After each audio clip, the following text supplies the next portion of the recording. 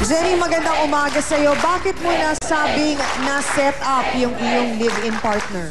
Kasi galing po siya sa trabaho pa uwi. Tapos naharang siya nila Angel, nag-inuman. Tapos nagpustahan daw po sila na ano daw po, makukuha ba daw ni Angel yung asawa ko. Teka muna, sino si Angel? Yung babae pong one night stand ng asawa ko. Paano mo na lamang naka-one night stand? Sinabi po sa akin nung kapatid ng asawa ko. Teka muna, anong pangalan muna ng iyong asawa? Richard po. Richard, kayo ba ay kasal? Hindi po. So kayo ay nagsasama lamang. Ang pangalan ng kapatid niya ay? Emerson po. Emerson. Bakit naman nasabi ni Emerson sa'yo na merong nangyari sa pagitan ni Angel, nitong Angel, at ng iyong kinakasama na si Richard? Usap-usapan po sa barkada. So, sino ang nakarinig dun sa sinabi na yun ni Yung Angel? barkada po ni Emerson. Tapos kunento lang po kay Emerson. O, paano sinabi ni Emerson sa'yo? Sinabi sa akin ni Emerson pag uwi. Kasi nauna si Emerson umuwi bago yung asawa ko. Tapos sinugod ko po si Angel nung kinaumagahan po. Saan mo siya sinugod? Sa kanila po. Sa kanila? Opo. Bakit hindi ka sa kinakasama mo nagalit? Kasi po may tinatago po kasi ako sa asawa ko. Hindi, sinabi mo ba kay Richard na alam Hindi mo? po. Hindi ko sinabi.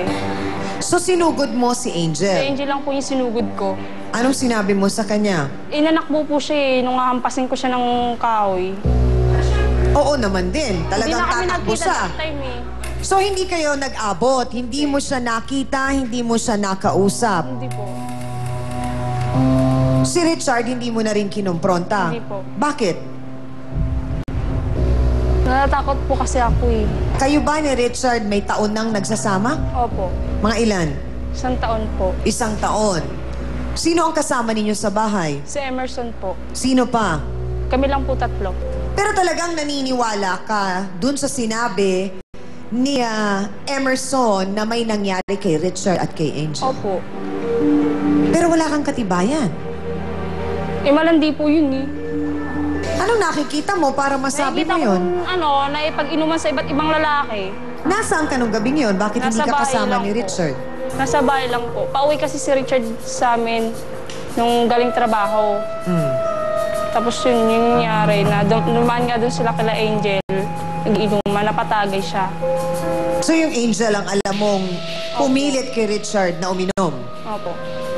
Totoo nga kayang may nangyaring pustahan at yung sinasabing ang pagse-set up.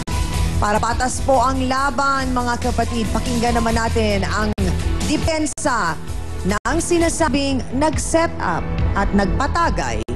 Ito na po, si Angel de la Cruz. Pasok!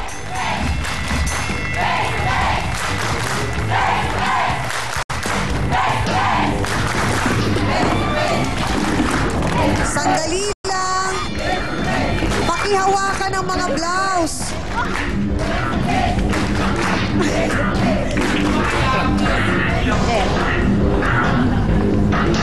Diretsa ang tanong, Angel. Nakipagpustahan ka nga bang maangkin si Richard nung gabing yon? Oo. Bakit? Type ko naman po siya eh. Type ko din po siyang matagal na eh. Type naman pala? Oo, type naman pala. Mas iinit pa ang pustahan. Ang usapan po pala sa paghaharap ng face-to-face ni na Jenny at Angel. Kaya mga kapatid, huwag kayong bibitaw at magbabalik po ang face-to-face. Ano ba yung naging pustahan na yun? Kung makakuha ko po si Richard, kung may mangyayari po sa amin ngayon, nung gabi po noon.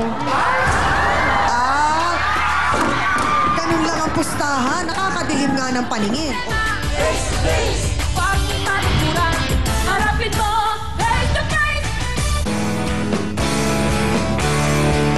Face to Face is